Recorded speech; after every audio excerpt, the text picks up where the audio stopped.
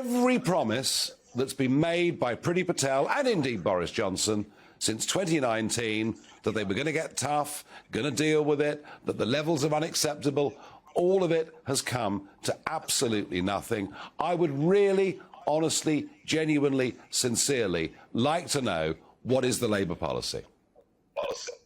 Well, you're right that we're failing to deal with this issue, and one of the reasons is that we have a Home Secretary who loves to just chase headlines rather than have a proper, tangible plan in place. Labour's plan is clear.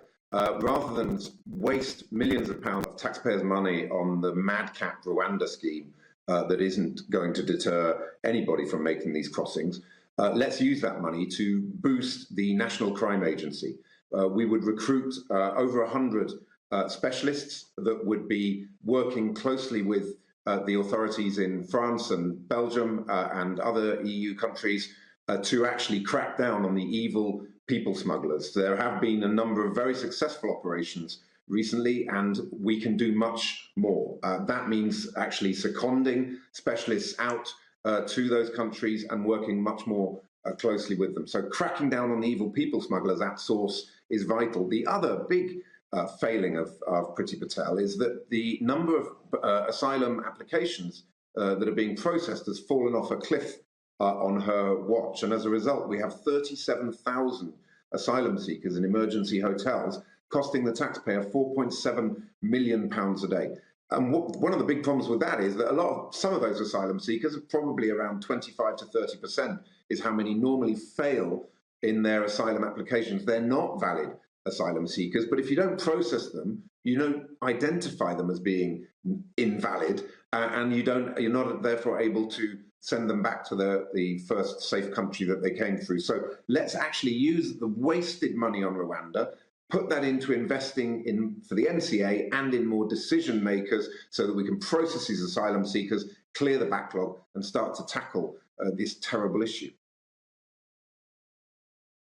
Points there, Stephen. I mean, number one, you're quite right. The National Crime Agency, in conjunction with other European police forces, did have a very successful arrest of 39 people smugglers, and for a couple of weeks, it slowed the numbers. But when you can make millions and millions of euros a week, I suspect there's always someone to replace them. But let's be clear.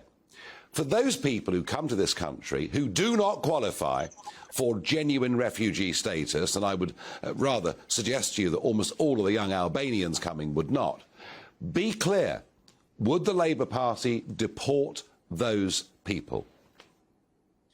You have to, first of all, process their claim. That's the problem, Nigel. If you've just got people waiting in limbo, what do you do with them? And also, because we failed to negotiate a successor to the Dublin regulation, we're not able to send people back to their first safe country that they alighted in. So the total failure of the government since Brexit to negotiate a successor to Dublin is a massive issue in all of this. But once you have processed people, you can say whether or not their application for asylum is valid or not. And if it isn't, you have to be ready to deport them. That is absolutely clear. And that is Labour's policy. Well, Stephen, the Dublin regulation, whilst we were EU members, only applied to people who had previously submitted asylum applications. I asked you a very simple question. Would a Labour government deport those who failed refugee status? And you answered me by saying we have to be prepared to. Would you or would you not? Yes.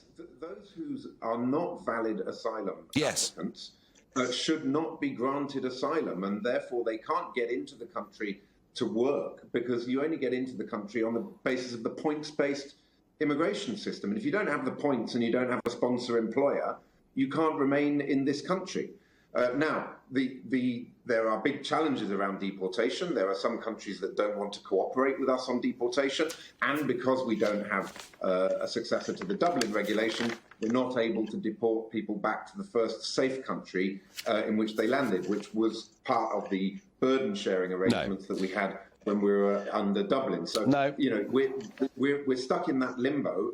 But if you don't have a points-based qualification and you don't have a sponsor employer and you are not a valid asylum seeker, I'm sorry, Stephen Kinnock, Stephen Kinnock, genuine refugees don't need points-based systems for employment. Look, I think this is a work in progress. I thank you for coming on and explaining Labour's policy. I can't pretend I'm that much clearer at the end of it.